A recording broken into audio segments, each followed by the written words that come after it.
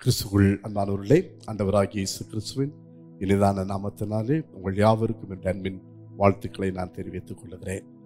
புதிய ஆண்டை காணச் செய்த ஆண்டவர் இந்த 2025ஆம் ஆண்டிலும் கடந்த ஒரு மாத காலம் முழுவதும் நம்மை கண்மணி போல பாதுகாத்து இந்த 2வது மாதத்தையும் முதல் நாளையும் காண ஆண்டவர் கிருபை செய்திருக்கிறார். அதற்காக நான் ஆண்டவரை நன்றி நிறைந்த இதயத்தோடு துதிக்கிறேன், ஆண்டவரை ஸ்தோத்திரிக்கிறேன். கடவுள் இந்த மாதத்தில் நம்மோடு கூட இருந்து நம்மை நிறைவாய் ஆசீர்வதித்து ஆண்டவர் நடத்துவார் என்பதில் எந்த விதமான சந்தேகமும் இல்லை.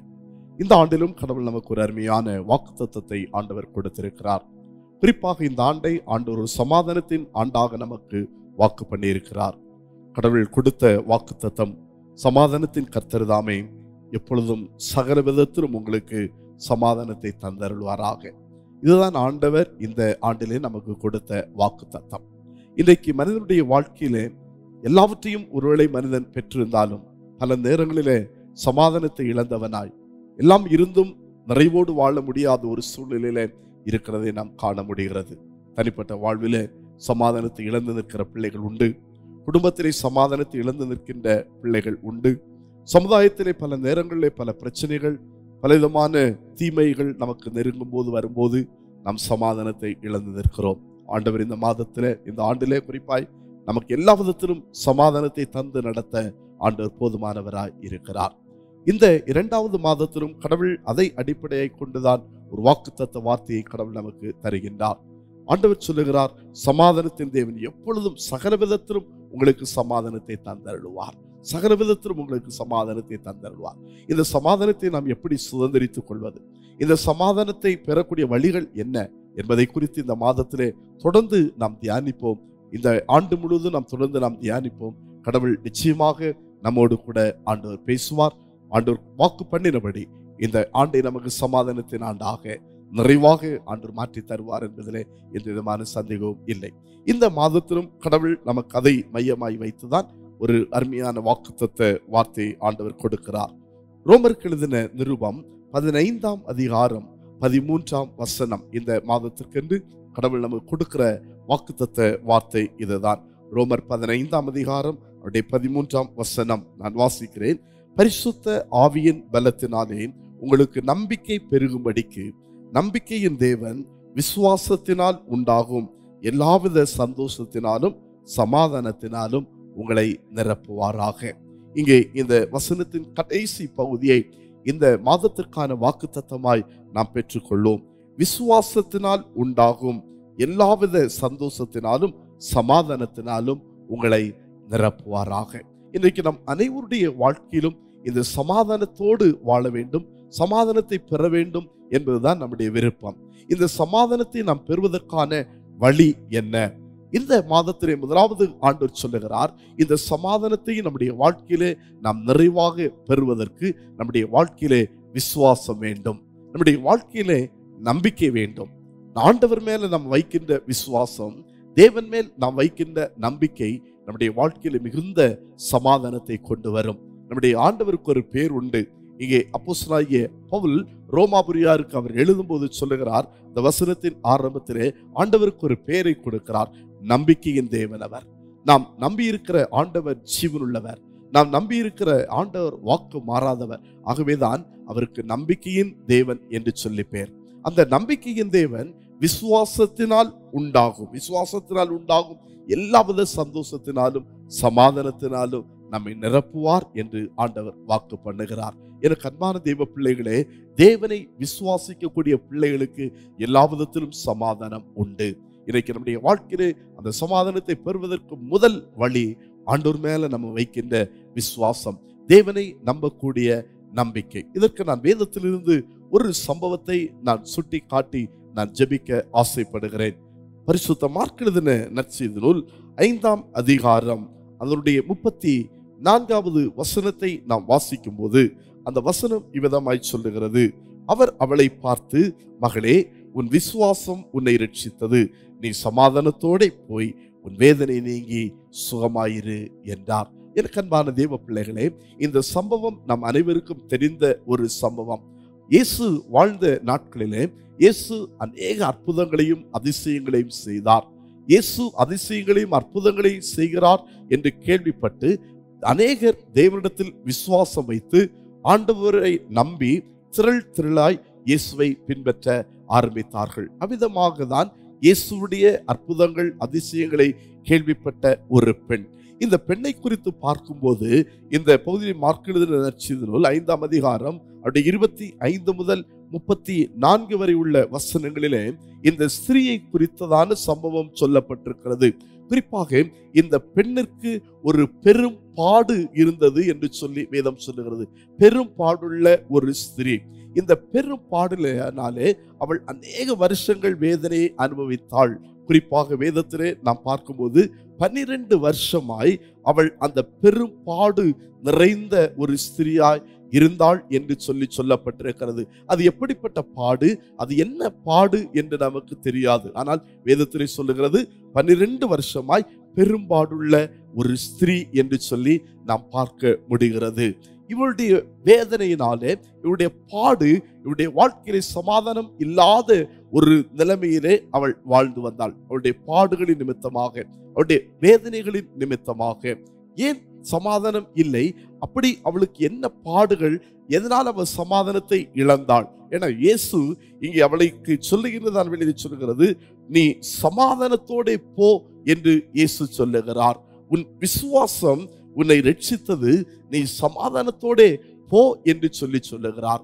அப்போ இவள் சமாதானத்தை இழந்த ஒரு ஸ்திரியாய் இருந்தாள். அவளுடைய பாடுகளின் நிமித்தம், வேதனைகள் நிமித்தம். குறிப்பாக அவளுடைய பாடுகளை குறித்து, அவளுடைய வேதனை குறித்து சொல்லும்போது 26வது வசனத்தில் சொல்லுகின்றது, அநேக வைத்தியர்களால் மிகவும் வருத்தப்பட்டு தனக்கு உண்டானவைகளெல்லாம் செலவழித்தும் சற்றாகிலும் குணமடையாமல் அதிக வருத்தப்படுகிறவளாய் இருந்தாள் என்று பார்க்கிறோம். எனக்கு அன்பான தெய்வ பிள்ளைகளே, இன்னைக்கு நம்முடைய வாழ்க்கையிலும் சமாதானத்தை இழந்து நிற்பதற்கு பல காரணங்கள் உண்டு, பல பாடுகள் உண்டு, பல வேதனைகள் உண்டு.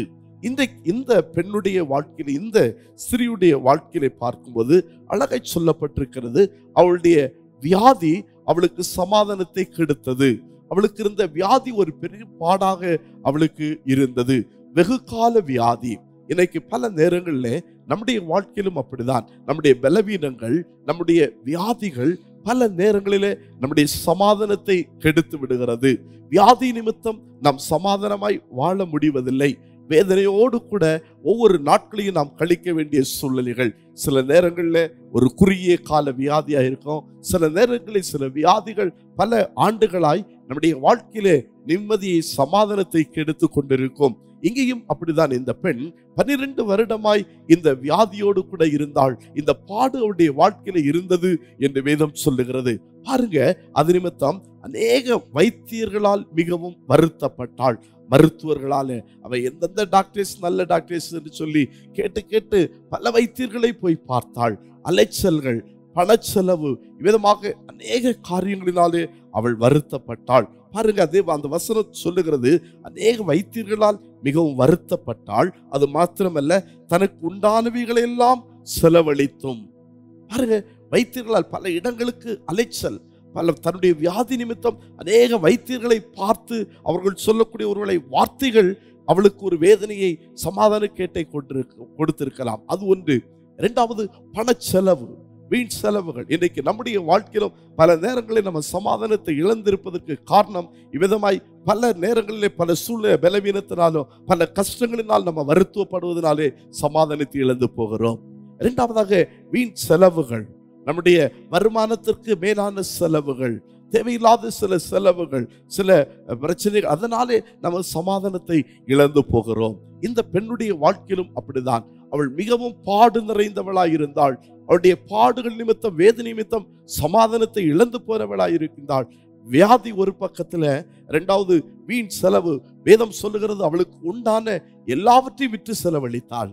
இன்னைக்கு நம்ம குடும்பங்களிலும் சில நேரங்களில் நம்முடைய வாழ்க்கையிலும் அப்படிதான். சில பிரச்சனைகள் வரும்போது அதற்கு செலவு செய்து எல்லாவற்றையும் நம்ம இழந்து போகின்றோம்.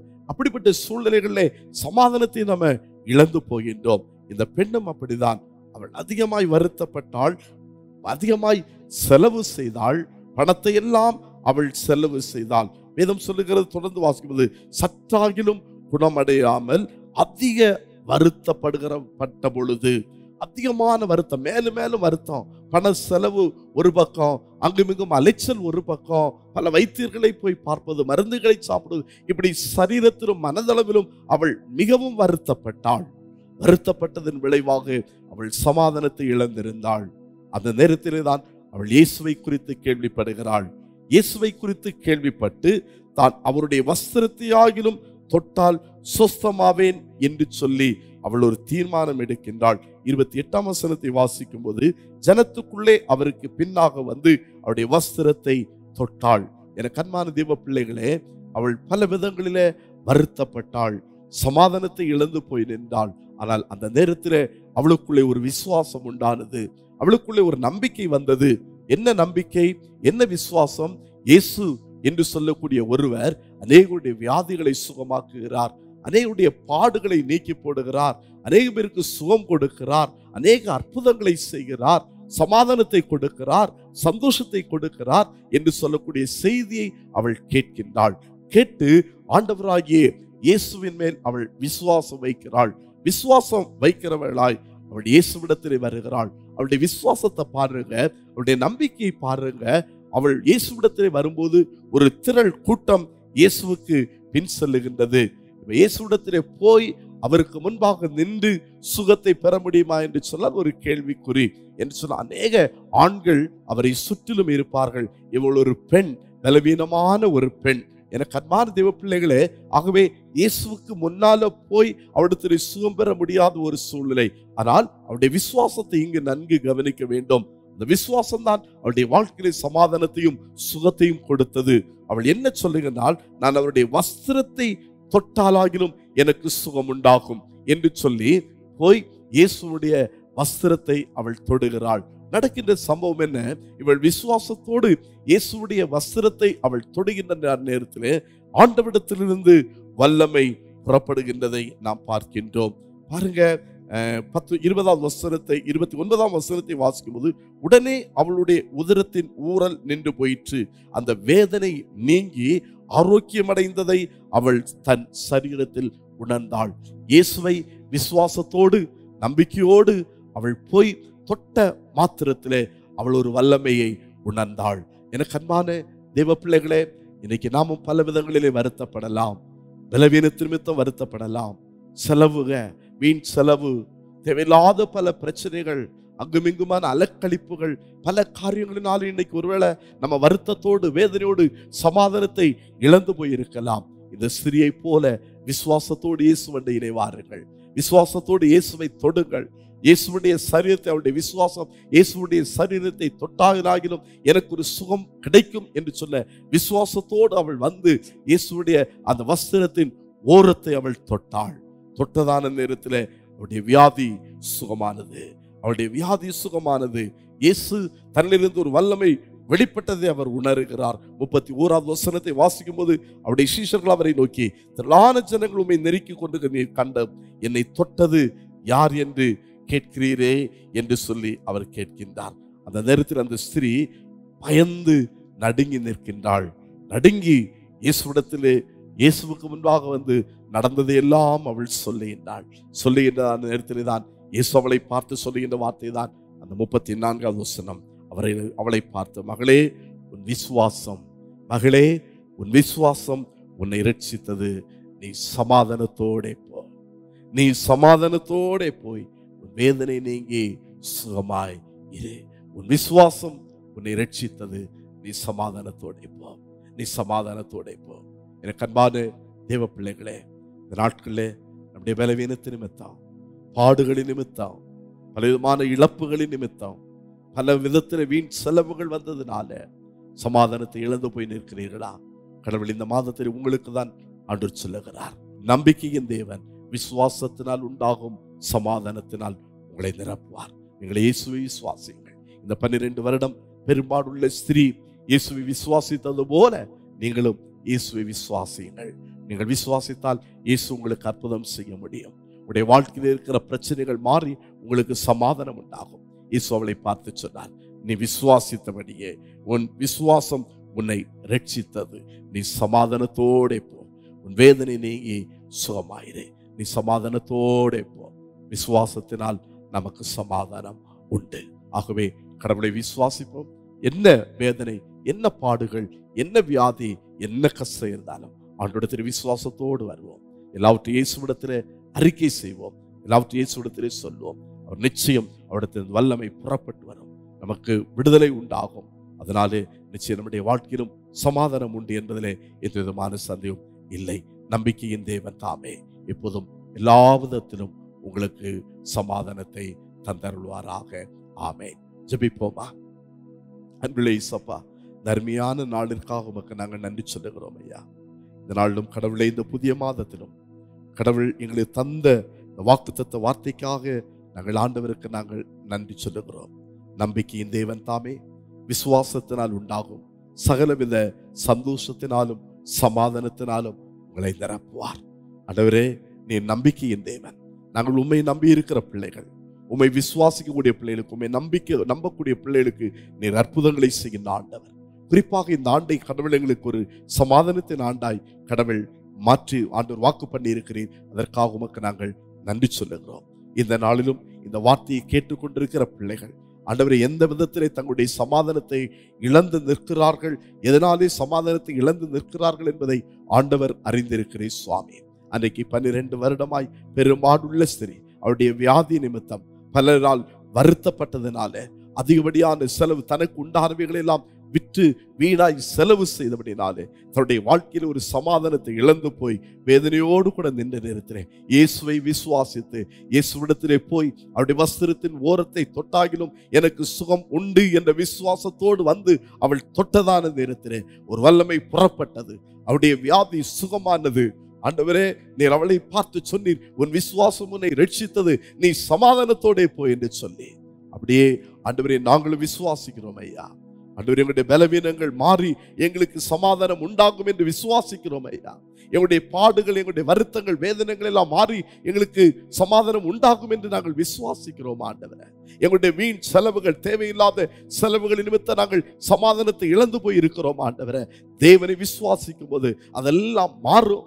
ஆண்டவர் சமாதானத்தினால் எங்களை நிரப்புவார் என்று சொல்லி நாங்கள் விசுவாசிக்கிறோம் ஆண்டவர். அப்படி விசுவாசிக்கக்கூடிய பிள்ளைகளுடைய வாழ்க்கையில விசுவாசத்தினால் உண்டாகும் சமாதானத்தினால் கர்த்தருடைய பிள்ளைகளை நிரப்ப வேண்டுமாய் நாங்கள் ஜெபிக்கிறோம் சுவாமி. நிரப்புவீராக. கர்த்தருடைய செய்கிறபடியால் உமக்கு நன்றி.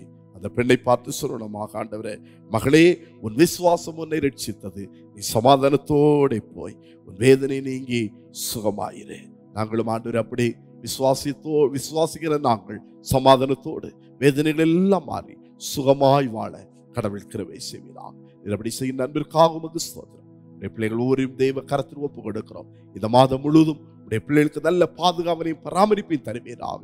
தேவைகள் எல்லாம் சந்திப்பீராக. கஷ்டங்கள் எல்லாம் மாறட்டும். கர்த்தர் கூட இருந்து நடத்தும். இயேசு கிறிஸ்துவின் ஜெபிக்கிறோம் எங்கள் ஜெபங்கள் பரமபிதாவே, ஆமென். ஆசீர்வாதம் நம்முடைய ஆண்டு ரட்சகருமாம் இறைமைந்தன் இயேசு கிறிஸ்துவின் கிருபையும் பிதாவாம் கடவுளுடைய அன்பும் பரிசுத்த ஆவியாருடைய பாதுகாவலும் பராமரிப்பு வழிநடத்தலும் நம்மளோடு விசேஷமாய் இந்த மாதம் முழுவதும் இன்றும் என்றுமுள்ள சதா காலங்கள் நிலைத்திருப்பதாக.